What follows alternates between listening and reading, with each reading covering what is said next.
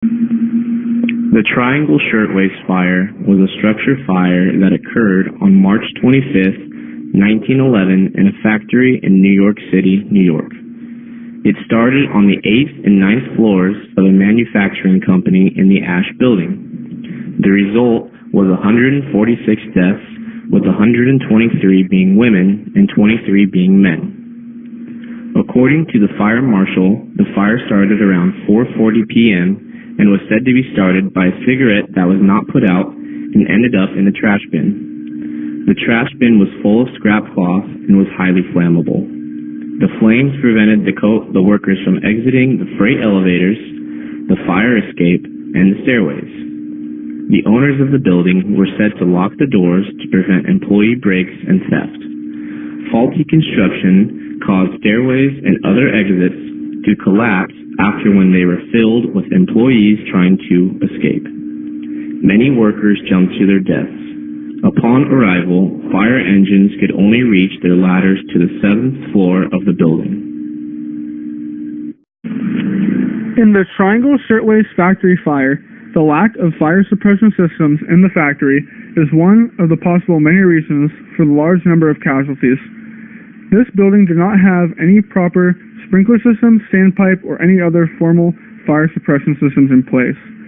In a situation like this, where the loose fabric caught fire due to a carelessly disposed of cigarette, sprinklers in the building would have extinguished the fire or prevented the spread, saving lives. At this time, the best method of fire suppression they had was that they had a few buckets of water around the building in case a fire did arise. When the fire broke out, by the time some of the women retrieved those buckets, the fire had already spread beyond the point of control, leading to the inferno.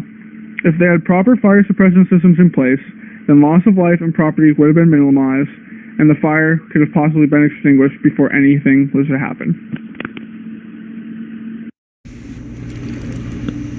This plot plan view of the 9th floor of the Ash Building is a good visual representation of what has already been described, in addition to a few other factors that only made the situation worse. There's the locked stairwell door on the northwest side of the building, the rusty fire escape that didn't even reach ground level and collapsed. There were severely cluttered workspaces, ladder company ladders that only reached the 6th floor. There was not enough water pressure on that city block to effectively reach the fire. The clutter and long wooden tables only served to create more obstacles for the workers trying to flee. There were wicker baskets full of scraps. Oily floors caused the fire to spread more quickly. The fire nets on the ground failed to catch jumpers as they would just tear through them. Pails of water were the only means of fire suppression.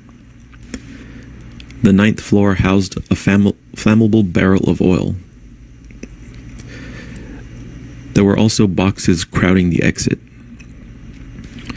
And finally, at the time, New York building laws required the implementation of a 3rd staircase for buildings with floors covering more than 5,000 square feet. The floors of the Triangle Shirtwaist factory covered 10,000 square feet. Sweatshops of this sort and of that time period were obviously rife with fuel for a hungry fire.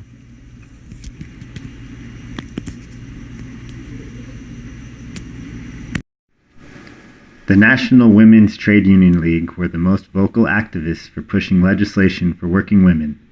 Composed primarily of upper and middle class women, many union organizers were weary of working with NWTUL, believing that it was the responsibility of the working class to initiate legislative reform for workers' rights. However, it was through the NWTUL's action that a public safety meeting was organized at the Metropolitan Opera House, urging for the formation of the Bureau of Fire Prevention in direct response to the Triangle Shirtwaist fire incident. The Bureau of Fire Prevention. In 1911, the New York City Board of Aldermen passed an act creating the Bureau of Fire Prevention. This organization was tasked with organizing the various city departments and agencies for inspections, code creation, and enforcement. Shortly after the Bureau's establishment, they were able to make changes in municipal building code. requiring life safety measures such as installation of fireproof stairwells, fire alarms, extinguishers, and hoses within buildings. They were also able to prohibit smoking in factories by 1916. Factory Investigating Commission. In June of 1911, local Democrats, including Senate Majority Leader Robert Wagner and Assemblyman Alfred Smith, submitted a resolution in response to the Triangle Shirtwaist Fire to appropriate funds for an investigation commission, which became known as the Factory Investigative Commission. The FIC's investigation extended to the entire state, where safety conditions were assessed at over 200 work facilities, placing fire safety at the forefront. Over 200 witnesses were interviewed by investigators, compiling a document that totaled 3,500 pages. The FIC's findings led to the passing of 38 new labor laws, which included better building access and egress, fireproofing requirements, access to fire extinguishers, and the installation of fire alarms and automatic sprinkler systems.